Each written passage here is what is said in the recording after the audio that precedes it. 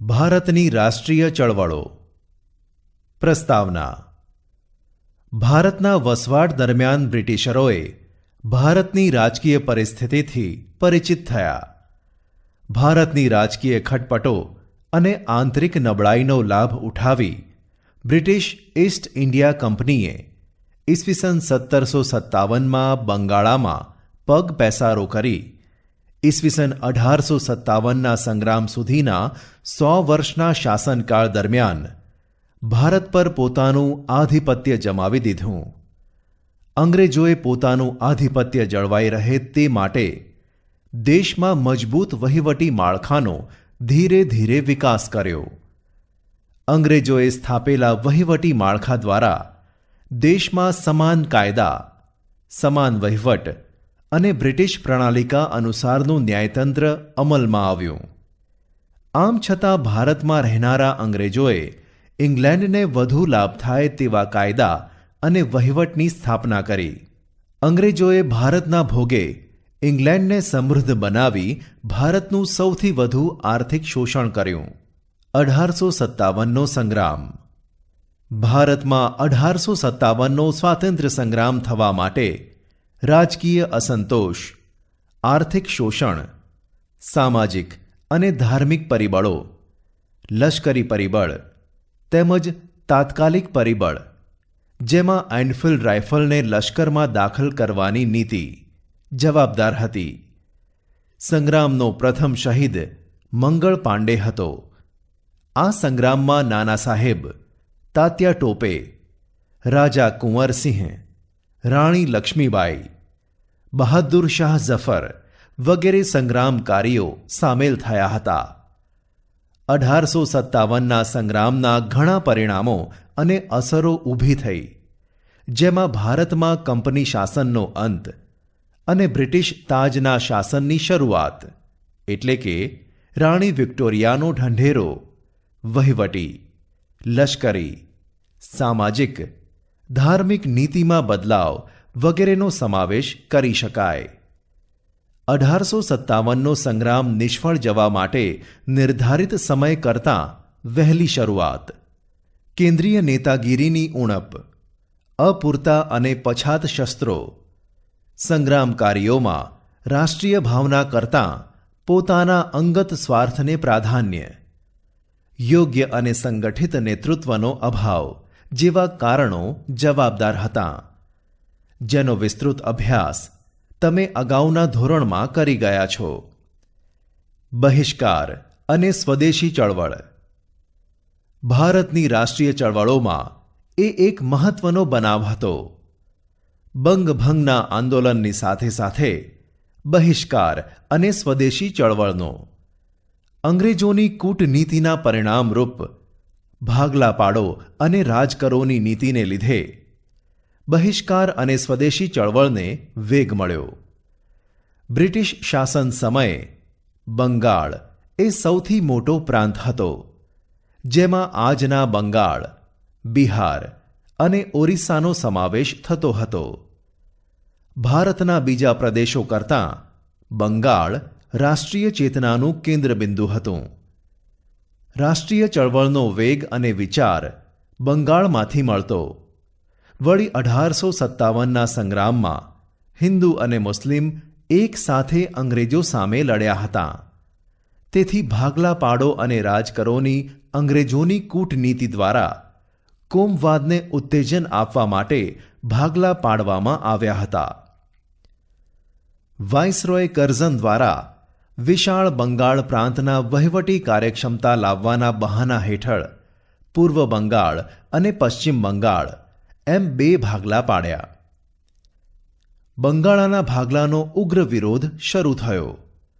16 October 1905ના રોજ બંગાળ પ્રાંતના ભાગલાનો અમલ કરાયો.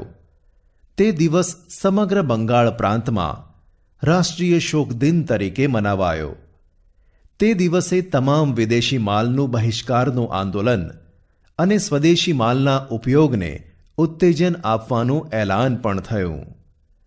બંગાળી પ્રજા જ માત્ર નહીં, પરંતુ ભારતના અન્ય લોકો પણ માનવા લાગ્યા કે હિન્દમાં રાષ્ટ્રવાદનો જુવાળ જે જોરશોરથી શરૂ થયો છે તેને રોકવા આ વિભાજન કરાયું છે. તે દિવસે સમગ્ર બંગાળમાં હિન્દુઓ મુસ્લિમોએ એકબીજાને હાથે રાખડી બાંધીને સંગઠન શક્તિના દર્શન કરાવ્યા. આ આંદોલનના મહત્વના 3 લક્ષણો હતા, જેમાં 1. સ્વદેશી અપનાવવું, 2. વિદેશી માલનો બહિષ્કાર કરવો, 3. રાષ્ટ્રીય શિક્ષણ અપનાવવું. સ્વદેશી આંદોલનથી ભારતને ખૂબ લાભ થયો, જ્યારે વિદેશી માલના બહિષ્કારને પરિણામે ઇંગ્લેન્ડના વેપારને મોટો ફટકો પડ્યો. માન્ચેસ્ટરથી આવતું કાપડ બંધ થઈ ગયું. ઇંગ્લેન્ડથી આયાત થતા ખાંડ, બૂટ, સિગારેટ, તમાકુ વગેરેની આયાતો પણ ઘટી અને ભારતમાં બનેલા કાપડનું વેચાણ વધ્યું. સ્વદેશી માલ બનાવવાના કારખાના શરૂ થયા. બંગાળ ઉપરાંત હિન્દના અન્ય પ્રદેશો પંજાબ, ઉત્તર પ્રદેશ, મધ્યપ્રદેશ, મુંબઈ, મદ્રાસ વગેરે પ્રાંતોમાં પણ લડતના પ્રત્યાઘાતો પડ્યા. ગુજરાતમાં પણ સ્વદેશીની લડતનો પડઘો પડ્યો. આનો પડઘો બ્રિટિશ પાર્લામેન્ટમાં જબરદસ્ત પડ્યો અને પાર્લામેન્ટે પુનઃ વિચારણા કરીને માત્ર 6 વર્ષ બાદ ઈસવીસન 1911 બંગાળના ભાગલા રદ કરવા પડ્યા. હિન્દીવાસીઓનો આ એક યાદગાર વિજય હતો. સંગઠન શક્તિનો વિજય હતો. અંગ્રેજ શાસન વિરુદ્ધ જાગૃત થયેલી નવી ચેતનાનો આ નોંધપાત્ર વિજય હતો. મુસ્લિમ લીગ. અંગ્રેજો ભાગલા પાડો અને રાજ કરોની નીતિ અપનાવી હિન્દુ અને મુસ્લિમ વચ્ચે વૈમનસ્ય ઊભું કરવા માંગતા હતા. તે સમયના વાઇસરોય લોર્ડ મિન્ટો અને હિન્દી વજીર મોર્લેએ સાથે મળીને હિન્દના રાષ્ટ્રવાદને કચડી નાખવા યોજના કરી. રાષ્ટ્રીય લડતની તાકાત વધી ગઈ ત્યારે અંગ્રેજોએ ઉપલા વર્ગના મુસ્લિમોની તરફદારી કરવાની શરૂઆત કરી. અલગ મતાધિકાર અને અલગ મતદાર મંડળોની માંગણી કરવા, એક મુસ્લિમ સંગઠનની રચના કરવા મુસ્લિમોના એક જૂથને સમજાવવામાં અંગ્રેજો સફળ રહ્યા. પરિણામે ઈસવીસન 1906માં મુસ્લિમ લીગની સ્થાપના થઈ. આ સંસ્થાની સ્થાપનામાં મુસ્લિમોના ધાર્મિક વડા આગા ખાન, ઢાકાના નવાબ સલીમ ઉલ્લા ખાં, વાઇસરોય મિન્ટો અને તેના ખાનગી મંત્રી ડનલોપ સ્મિથે મહત્વની ભૂમિકા ભજવી હતી. મુસ્લિમો કોંગ્રેસના વાર્ષિક અધિવેશનમાં હાજર ન રહે તે માટે કોંગ્રેસના અધિવેશનના દિવસોએ જ મુસ્લિમ લીગનું વાર્ષિક અધિવેશન ગોઠવવામાં આવતું. આમ અલગ પ્રતિનિધિત્વની માંગણી મુસ્લિમોની નહીં, પરંતુ અંગ્રેજોની નીતિની જ નિપજ હતી. મિન્ટોએ જ મુસ્લિમોને સહયોગી બનાવવાની નીતિની શરૂઆત કરી. તેથી મિન્ટોને કેટલાક લેખકો મુસ્લિમ કોમવાદના પિતા કહે છે. એક ઇતિહાસકાર તો ત્યાં સુધી લખે છે, પાકિસ્તાનના સાચા સર્જક મહમ્મદ અલી ઝીણા કે રહીમતુલ્લા નહીં, પરંતુ લોર્ડ મિન્ટો જ હતા. ત્યારથી જ હિન્દુ મુસ્લિમ સંઘર્ષ વધ્યો અને છેવટે હિન્દના ભાગલામાં પરિણમ્યો. ઉગ્ર ક્રાંતિકારી ચળવળનો ઉદ્ભવ અને વિકાસ. ભારતમાં ક્રાંતિકારી પ્રવૃત્તિની શરૂઆત વાસુદેવ બળવંત ફડકેએ કરી.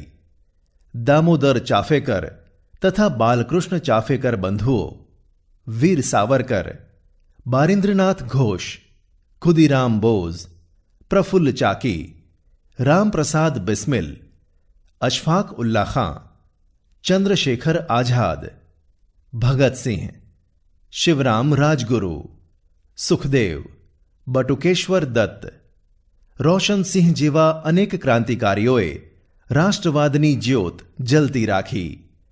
શસ્ત્રો બનાવવાથી માંડીને તેના ઉપયોગ સુધીની તાલીમ પામેલા યુવાનોએ અંગ્રેજ સરકારની ઊંઘ હરામ કરી નાખી. ઉગ્ર ક્રાંતિકારી ચળવળો હિન્દુમાં ઉદ્ભવી અને દેશ વિદેશમાં પ્રસરી. તેની પૂર્વ ભૂમિકામાં બંગાળના ભાગલા રદ કરાવવા ચાલેલું આંદોલન, 1907માં સુરતના કોંગ્રેસ અધિવેશનમાં પડેલા જહાલ એટલે કે ઉગ્રવાદી અને મવાળ એટલે કે ઉદારવાદી જૂથ એમ બે ભાગલા અને કોંગ્રેસની માત્ર ઠરાવો, વિનંતીઓ અને આજીજી કરવાની પદ્ધતિનો પ્રબળ વિરોધ જેવા સંજોગો પડેલા છે. લાલ બાલ પાલની ત્રિપુટીએ જહાલવાદી નીતિ અપનાવી હિન્દુ યુવા કાર્યકરોમાં નવું ચૈતન્ય રેડ્યું. હિન્દી રાષ્ટ્રીય કોંગ્રેસની ઢીલી પોચી નીતિને એક જબરદસ્ત નવો જ વળાંક આપ્યો.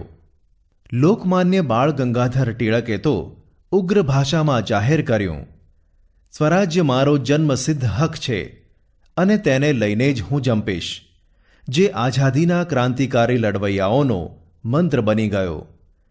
ત્યારે ભારતના નવયુવાનોના એક વર્ગે વિદેશી શાસનની ગુલામીમાંથી આઝાદી મેળવવા પ્રયાસો હાથ ધર્યા. ઉગ્ર ક્રાંતિકારી લડતના લડવૈયા માતૃભૂમિની સ્વતંત્રતા માટે હસ્તે મુખે બલિદાનો આપવા તત્પર હતા. તેઓ પ્રાણ આપી શકતા અને આઝાદીની પ્રાપ્તિ માટે બીજાનો પ્રાણ લઈ શકતા હતા.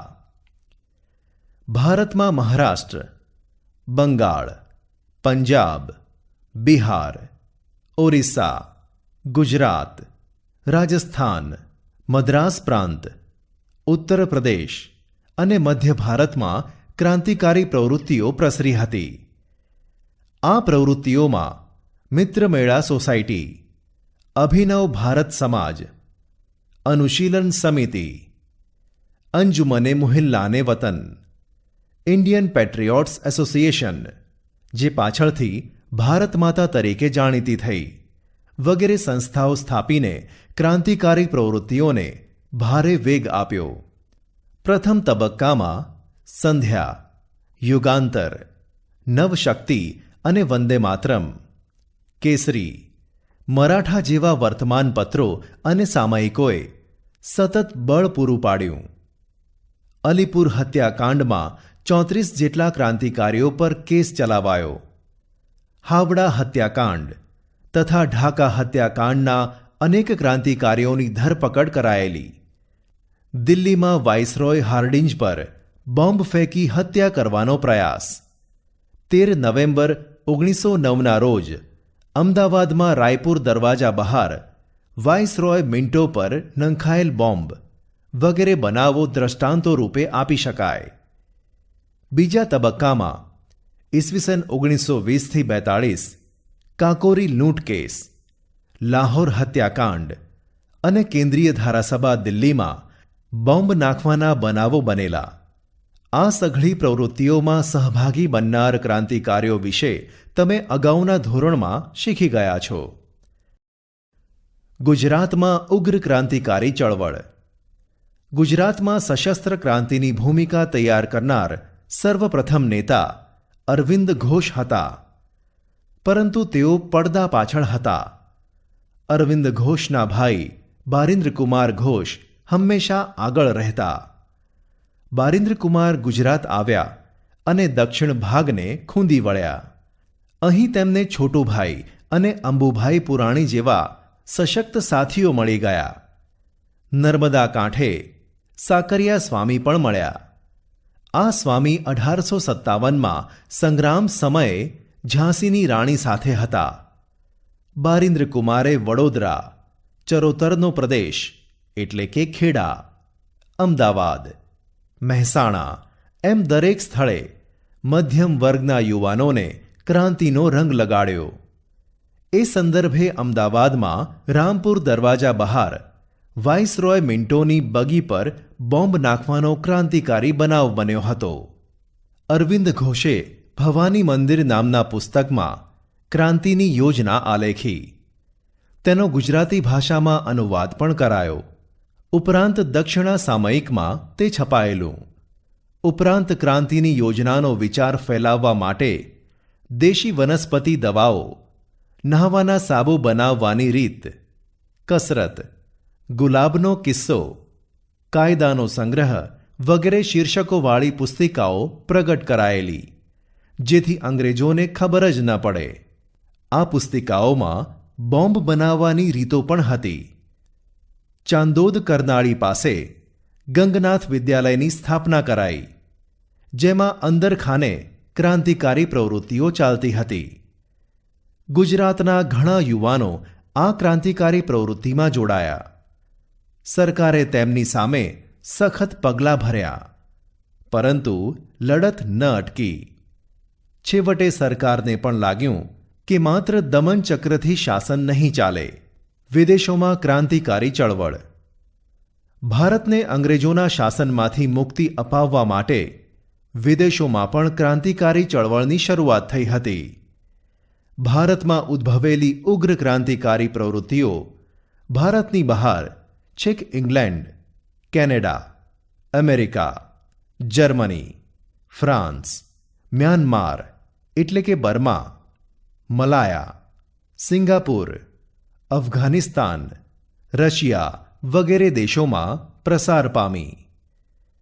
વિદેશમાં ક્રાંતિકારી પ્રવૃત્તિમાં સક્રિય ક્રાંતિકારીઓ શ્યામજી કૃષ્ણ વર્મા, મદનલાલ ધીંગરા, વીર સાવરકર, લાલા હરદયાલ, ઉધમસિંહ, રાજા મહેન્દ્ર પ્રતાપ, મેડમ ભીખાઈજી કામા, સરદાર સિંહ રાણા, મૌલાના અબ્દુલ્લા, મૌલાના બશીર, ચંપક રમણ પિલ્લઈ, ડૉક્ટર મથુરસિંહ, ખુદાબક્ષ જેવા ક્રાંતિકારીઓ સંકળાયેલા હતા. વિદેશમાં ક્રાંતિકારી પ્રવૃત્તિઓ. વિદેશમાં થતી ક્રાંતિકારી પ્રવૃત્તિઓ દ્વારા ભારતની ક્રાંતિકારી પ્રવૃત્તિને વેગ મળતો હતો. ઇંગ્લેન્ડથી છુપી રીતે રસોઈયાના બિસ્તરામાં પિસ્તોલો એટલે કે શસ્ત્રો ભારત મોકલતા. ક્રાંતિકારીઓની ટીકા કરનાર અંગ્રેજ વિલિયમ વાયલીની મદનલાલ ધીંગરાએ હત્યા કરી. 1907માં અમેરિકાના કેલિફોર્નિયામાં ઇન્ડિયન ઇન્ડિપેન્ડન્સ લીગની સંસ્થા સ્થપાઈ, જેનું પાછળથી લાલા હરદયાલે ગદર પાર્ટી નામ આપ્યું. 4 ભાષાઓમાં ગદર સાપ્તાહિક શરૂ કરાયું. આ પ્રવૃત્તિમાં તારકનાથ દાસ અને કરતારસિંહ પણ જોડાયેલા. જર્મનીમાં ચંપક રમણ પિલ્લઈએ હિન્દ રાષ્ટ્રીય સ્વયંસેવક દળની રચના કરી. ઇરાકને વડુમથક બનાવી ત્યાંથી ભારત ઉપર આક્રમણ કરવાની યોજના ઘડવામાં આવી. જર્મનીના સ્ટુઅર્ટ ગાર્ડ શહેરમાં યોજાયેલી આંતરરાષ્ટ્રીય સમાજવાદી પરિષદમાં સૌ પ્રથમવાર મેડમ કામાએ તૈયાર કરેલો રાષ્ટ્રધ્વજ ફરકાવ્યો. અફઘાનિસ્તાનમાં તો રાજા મહેન્દ્ર પ્રતાપના રાષ્ટ્રીય પ્રમુખ પદે કામ ચલાઉ સ્વતંત્ર સરકારની રચના કરાઈ, જેમાં બરકતુલ્લા, આબિદુલ્લા, મૌલાના બશીર, શમશેરસિંહ, ડૉક્ટર મથુરસિંહ વગેરે હતા. આ સરકારે રશિયા, ઈરાન, તુર્કી વગેરેમાંથી મદદ મેળવવા પ્રયાસ કર્યો. તુર્કીના વડા અનવર પાશા અને ગવર્નરને પણ મળેલા. રેશમી રૂમાલ ઉપર લખેલું ગાલિબનામા ષડયંત્ર તમામ મુસ્લિમોએ એકત્રિત સંગઠિત થઈ ખ્રિસ્તીઓની સામે જંગ માંડ્યો એ પકડાઈ ગયું. રાજા મહેન્દ્ર પ્રતાપે પોતાની સહીવાળી સોનાની પટ્ટી રશિયાના ઝારને મોકલાવી, જેમાં ઝારને ઇંગ્લેન્ડ સાથેના સંબંધો તોડી નાખવા જણાવેલું. રશિયાના ક્રાંતિવીર ટ્રોટ્સ્કીએ તો ભારતના ક્રાંતિકારીઓને બધી જ મદદ કરવા વચન આપેલું. બર્મામાં સોહનલાલ પાઠકે અને સિંગાપુરમાં પરમાનંદે ક્રાંતિકારી પ્રવૃત્તિઓ કરી. ઉપરાંત કામાગાટામારુ અને તોશામારુ સ્ટીમરોની ઘટનાએ ક્રાંતિકારીઓને વિદેશોમાં અંગ્રેજો વિરુદ્ધ લાગણી જાગ્રત કરવામાં પ્રેરક બળ પૂરું પાડ્યું. ભારતની રાષ્ટ્રીય અને ઉગ્ર ક્રાંતિકારી ચળવળના ઇતિહાસમાં દેશદાઝથી ભરેલા 18થી 24 વર્ષની વય ધરાવતા યુવાનો જ હતા. મોતને મુઠ્ઠીમાં લઈ ગમે તેવા સાહસ અને રોમાંચક કાર્યો તેઓ પાર પાડતા અને પકડાઈ જાય તો હસતે મુખે ફાંસીને માચડે ઇન્કલાબ જિંદાબાદ અને વંદે માતરમના ગગનભેદી નારા સાથે ચડી જતા અને એ રીતે મા ભૌમની આઝાદીના ઉમદા ધ્યેયને માટે વીર ગતિ પામતા. તેમણે જે ઊંચી દેશભક્તિ, ત્યાગ અને બલિદાન આપ્યા છે તે યુવા પેઢીને સદીઓ સુધી પ્રેરણા આપ્યા કરશે. મોર્લે મિન્ટો સુધારા 1909. ભાગલા પાડો અને રાજ કરોની નીતિ અપનાવી અંગ્રેજોએ હિન્દુ અને મુસલમાન વચ્ચે કોમી વૈમનસ્ય ઊભું કરવા માટે યોજના ઘડી. આગા ખાનના નેતૃત્વ નીચે મુસ્લિમોનું પ્રતિનિધિત્વ મંડળ વાઇસરોય મિન્ટોને મળ્યું. તે વખતે હિન્દી વજીર મોર્લે હતા. આ સુધારાને મોર્લે મિન્ટો સુધારા કહે છે. ગાંધીજીનું ભારતમાં આગમન. ગાંધીજી દક્ષિણ આફ્રિકામાં રંગભેદ વિરુદ્ધ સત્યાગ્રહની લડત સફળ રીતે લડીને પાછા ફર્યા. તેમના રાજકીય ગુરુ ગોપાલ કૃષ્ણ ગોખલે અને આધ્યાત્મિક ગુરુ શ્રીમદ રાજચંદ્ર પાસેથી પ્રેરણા મેળવી. ગાંધીજીએ ઘણા ખરા ભાગોનો પ્રવાસ કરી હિંદના જીવનને ઓળખવાનો પ્રયાસ કર્યો. હિન્દુસ્તાનની ગરીબીનું મૂળ અંગ્રેજો દ્વારા થતા શોષણને કારણભૂત ગણી હિંદમાંથી બ્રિટિશ શાસનને નાબૂદ કરવાના ઉપાયો વિચાર્યા. રોલેટ એક્ટ ઈસવીસન 1919. બ્રિટિશ સરકારે ઇંગ્લેન્ડના કાયદા ખાતાના પ્રધાન રોલેટના અધ્યક્ષપદે રોલેટ એક્ટ ઘડી કાઢ્યો. આ કાયદો ક્રાંતિકારીઓ અને રાષ્ટ્રવાદીઓનું દમન કરવાના ઉદ્દેશથી ઘડાયેલો હતો. વ્યક્તિ સ્વાતંત્ર્ય અને વાણી સ્વાતંત્ર્યને હણી નાખતો આ કાયદો કાળા કાયદા તરીકે ઓળખાયો. આ કાયદા મુજબ કોઈપણ શંકાસ્પદ વ્યક્તિની ધરપકડ કરી શકાતી અને તેના પર મુકદ્દમો ચલાવ્યા સિવાય દિવસો સુધી જેલમાં પૂરી રાખી શકાતી. જેથી ગાંધીજીએ આને કાળો કાયદો કહ્યો. મોતીલાલ નહેરુના મતે દલીલ, અપીલ અને વકીલાતનો અધિકાર લઈ લેવામાં આવ્યો. આ કાયદાથી બ્રિટિશ સરકારને વિરોધીઓનું દમન કરવાની વિશાળ સત્તા મળી ગઈ. તેથી તેનો નેતાઓ અને પ્રજાએ ઠેર ઠેર વિરોધ કર્યો. સભાઓ, સરઘસો, દેખાવો અને હડતાળોનું તેના વિરોધમાં આયોજન થયું. ગાંધીજીની દિલ્હીમાં સરકારે ધરપકડ કરી. પંજાબમાં ડૉક્ટર સત્યપાલ અને ડૉક્ટર કિચલુની ધરપકડ કરતાં આંદોલન ઉગ્ર થયું. સરકારે દમનનો દોર છૂટો મૂક્યો. જલિયાવાલા બાગનો હત્યાકાંડ 13 એપ્રિલ 1919.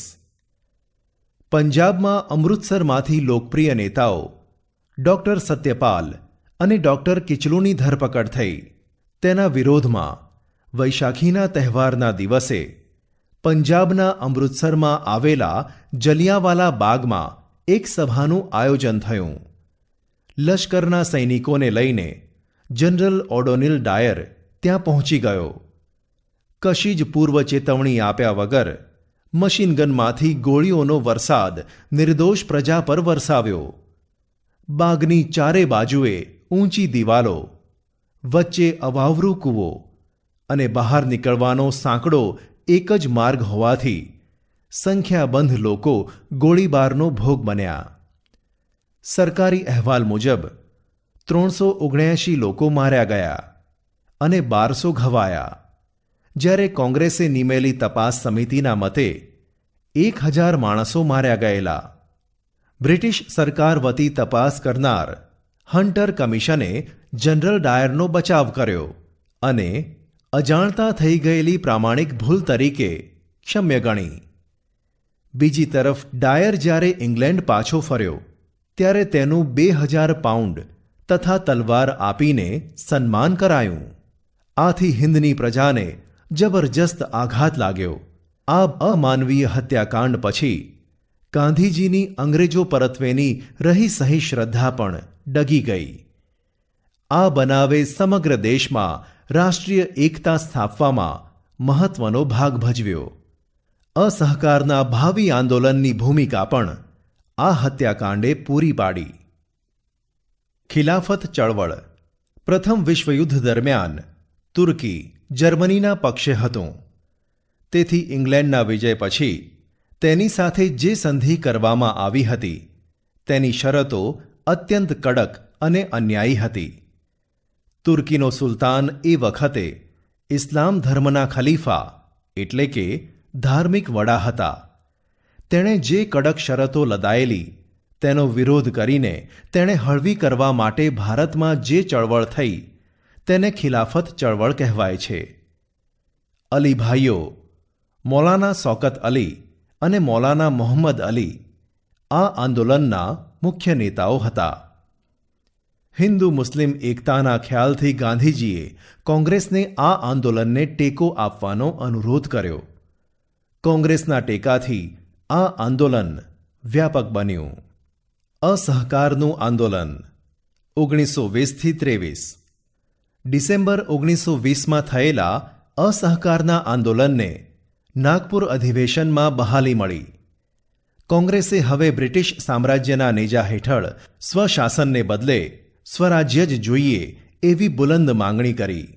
હકારાત્મક પાસું આંદોલનના હકારાત્મક પાસામાં હિન્દુ મુસ્લિમ એકતા દ્રઢ બનાવવી, સ્વદેશી ચીજવસ્તુઓનો આગ્રહ રાખવો, ઘેર ઘેર રેંટિયા ફરતા કરવા, ટિળક સ્વરાજ્ય ફંડમાં 1 કરોડ રૂપિયા એકઠા કરવા, ખાદી, અસ્પૃશ્યતા નિવારણ, દારૂબંધી, રાષ્ટ્રીય શિક્ષણનો સમાવેશ થતો હતો. ખંડનાત્મક પાસું જ્યારે બીજી તરફ સરકારી નોકરીઓ, ધારાસભાઓ, સરકારી શાળા કોલેજોનો ત્યાગ કરવો, સરકારી અદાલતો, સ્થાનિક સ્વરાજ્યની સંસ્થાઓમાં નિમાયેલા સભ્યોએ રાજીનામા આપવા, વિદેશી કાપડ અને માલનો બહિષ્કાર, સરકારી સમારંભો, ઇલકાબો એટલે કે ખિતાબો વગેરેનો ત્યાગ કરવો જેવા અનેક કાર્યક્રમોનો સમાવેશ થતો હતો. અસહકાર આંદોલનના કાર્યક્રમો આંદોલનની શરૂઆતમાં મહાત્મા ગાંધીએ પોતાની કેસરે હિન્દ અને રવિન્દ્રનાથ ઠાકોરે નાઇટહુડ સન્માન વગેરેનો ત્યાગ કર્યો. દેશના અન્ય નેતાઓએ પણ પોતાની ઉપાધિ કે પદવીનો ત્યાગ કર્યો. વિદ્યાર્થીઓએ અંગ્રેજી શાળા અને કોલેજો છોડી દીધી. ઠેર ઠેર વિદેશી કાપડની હોળીઓ પ્રગટી. ડ્યુક ઓફ કેનાટ ભારત આવ્યા ત્યારે તેમનો બહિષ્કાર કરાયો. પ્રિન્સ ઓફ વેલ્સના સન્માનનો પણ બહિષ્કાર કરાયો. આવા પગલાંએ દેશભરમાં સારી એવી રાષ્ટ્રીય ઉત્તેજના પ્રગટાવી.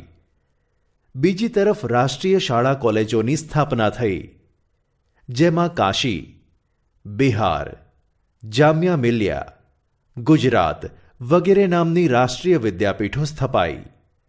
સ્વદેશીનો પ્રચાર જોરશોરથી થતાં ઇંગ્લેન્ડથી આયાત થતા કાપડ, પગરખાં, મોજ શોખની ચીજવસ્તુઓમાં ભારે ઘટાડો થતાં તેનો પડઘો બ્રિટિશ પાર્લામેન્ટમાં પડ્યો. ઇંગ્લેન્ડને થયેલા ભારે આર્થિક નુકસાનથી સરકાર ચોંકી ઉઠી. ટિળક ફંડમાં 1 કરોડ રૂપિયાથી વધારે નાણાં એકઠા થયા. તેમજ આંદોલન દરમિયાન હિન્દુ મુસ્લિમ એકતા અનેક પ્રસંગોએ પ્રગટ થઈ. હિન્દુ જમીનદારો અને મુસ્લિમ ખેડૂતો વચ્ચે થયેલા મોપલા બળવો એટલે કે મલબાર ટીકાપાત્ર કહી શકાય અને તેને બ્રિટિશ સરકારે સખત હાથે દબાવી દીધો. આ આંદોલનને નિષ્ફળ બનાવવા સરકારે દમન નીતિનો સહારો લીધો. બેફામ લાઠીમાર, આડેધડ ગોળીબાર, સામુદાયિક ધરપકડો અને અમાનુષી અત્યાચાર કરવામાં આવ્યો. હિન્દુ મુસ્લિમ એકતાને તોડવાનો નિષ્ફળ પ્રયાસ થયો. ચૌરી ચૌરાનો બનાવ અને આંદોલન મોકૂફ. ઉત્તર પ્રદેશના ગોરખપુર જિલ્લામાં આવેલા ચૌરી ચૌરા ગામે 5 ફેબ્રુઆરી 1922ના રોજ નીકળેલા સરઘસના લોકો પર પોલીસે ગોળીબાર કર્યો. પોલીસની ગોળીઓ ખૂટી ગઈ ત્યારે તેઓ પોલીસ ચોકીમાં ભરાઈ ગયા. ઉશ્કેરાયેલા ટોળાએ પોલીસ ચોકીને આગ લગાવી, જેમાં 21 પોલીસો મૃત્યુ પામ્યા. આ હિંસક બનાવના સમાચાર મળતા જ ગાંધીજીએ જણાવ્યું કે અહિંસાનું મૂલ્ય નહીં સમજનારા લોકોના હાથમાં સત્યાગ્રહનું શસ્ત્ર મૂકીને મેં હિમાલય જેવડી મોટી ભૂલ કરી છે. એમ કહીને અસહકારનું આંદોલન તત્કાળ પાછું ખેંચી લેવાની જાહેરાત કરી. અસહકારના આંદોલનનું મહત્વ અને તેની અસરો.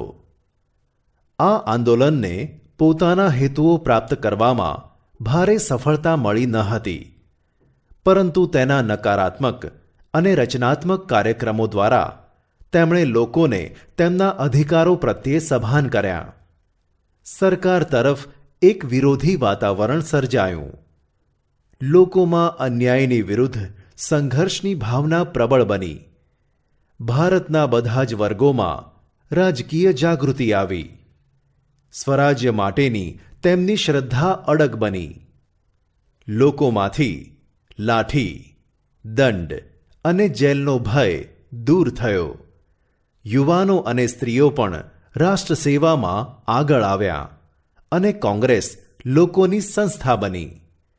દેશમાં રાષ્ટ્રીય શિક્ષણ આપતી શાળાઓ શરૂ થઈ. અંગ્રેજીના સ્થાને હિન્દી ભાષાને મહત્વ મળ્યું. જે રાષ્ટ્રીય આંદોલન અત્યાર સુધી શહેરો, નગરો તેમજ બુદ્ધિજીવીઓ પૂરતું સીમિત હતું, તે ગામડે ગામડે અને સામાન્ય જનતા સુધી વિસ્તર્યું. સ્વરાજ્ય પક્ષ. લોકોમાં આવેલી રાજકીય જાગૃતિને ટકાવી રાખવાના હેતુથી અસહકારની લડત મોકૂફી બાદ ચિત્તરંજન દાસ મુનશી અને મોતીલાલ નહેરુએ સ્વરાજ્ય પક્ષની રચના કરી. તેમનો હેતુ ધારાસભાઓમાં પ્રવેશી સરકારની અયોગ્ય નીતિઓનો વિરોધ કરવાનો હતો. સ્વરાજ્ય પક્ષના સ્થાપકોએ પણ ગાંધીજીના અસ્પૃશ્યતા નિવારણ, હિન્દુ મુસ્લિમ એકતા, રેટિયાને ઘૂમતા કરવા, નશાબંધી વગેરે રચનાત્મક કાર્યક્રમોનો સ્વીકાર કર્યો. નવેમ્બર 1923માં એ સમયે યોજાયેલી ધારાસભાઓની ચૂંટણીમાં સ્વરાજ્ય પક્ષે ઝુકાવ્યું અને કેન્દ્રીય ધારાસભા અને કેટલાક પ્રાંતોની ધારાસભાઓમાં સ્વરાજ્ય પક્ષના ઉમેદવારો ચૂંટાઈ આવતા સ્પષ્ટ બહુમતી મળી. બંગાળ પ્રાંતમાં જોકે બહુમતી ન મળી, છતાં એક મોટા અને મજબૂત પક્ષ તરીકે સ્થાન મેળવી શક્યો. કેન્દ્રીય ધારાસભામાં પક્ષના નેતા તરીકે મોતીલાલ નહેરુ અને બંગાળ પ્રાંતમાં નેતા તરીકે ચિત્તરંજન દાસની વરણી થઈ. સ્વરાજ્ય પક્ષે સરકારી અંદાજપત્રો અને ખરડાઓને નામંજૂર કરી સરકારી અન્યાયી નીતિરીતિનો વિરોધ કર્યો, તેમજ પ્રજાના પ્રશ્નો તરફ સરકારને ધ્યાન આપવાની ફરજ પાડી. સ્વરાજ્ય પક્ષની કામગીરીને કારણે જ સરકારને સાયમન કમિશન 2 વર્ષ વહેલું નીમવું પડ્યું. ધારાસભામાં સ્વરાજ્ય પક્ષે શિસ્તબદ્ધ કામગીરી બજાવી, ઊંચી સંસદીય પ્રણાલીઓ સ્થાપી. ભારતના લોકોમાં લોકશાહી પદ્ધતિએ અને બંધારણીય રીતે શાસન ચલાવવાની ક્ષમતા છે એમ બ્રિટિશ સરકાર સમક્ષ સાબિત કરી બતાવ્યું. આવી સુંદર કામગીરીને પરિણામે હિન્દનો શિક્ષિત વર્ગ સ્વરાજ્ય પક્ષ તરફ આકર્ષાયો. લોકોમાં પણ રાષ્ટ્રીય જાગૃતિનો પુનઃ સંચાર થયો. સ્વરાજ્ય પ્રાપ્તિને વધુ નજીક લાવવામાં આ પક્ષે ખૂબ અગત્યનો ભાગ ભજવ્યો. એ સઘળી બાબતોમાં તેનું મહત્વ અને મૂલ્ય રહેલું છે. જૂન 1925માં ચિત્તરંજન દાસનું અવસાન થતાં સ્વરાજ્ય પક્ષ નબળો પડ્યો. કેટલાક સભ્યો સરકારને સહયોગ આપતા તો કેટલાકે નેશનલ પાર્ટી નામનો નવો પક્ષ સ્થાપતા સ્વરાજ્ય પક્ષની પ્રતિષ્ઠા ઓસરી ગઈ. તે પછી ચૂંટણીમાં તો મદ્રાસ પ્રાંત સિવાય સર્વત્ર તેના ઉમેદવારોને ભારે પરાજય સાંપડ્યો. જો કે બિપિનચંદ્ર પાલ અને સુરેન્દ્રનાથ બેનર્જીએ તો તેની કામગીરીની આકરી ટીકા પણ કરી.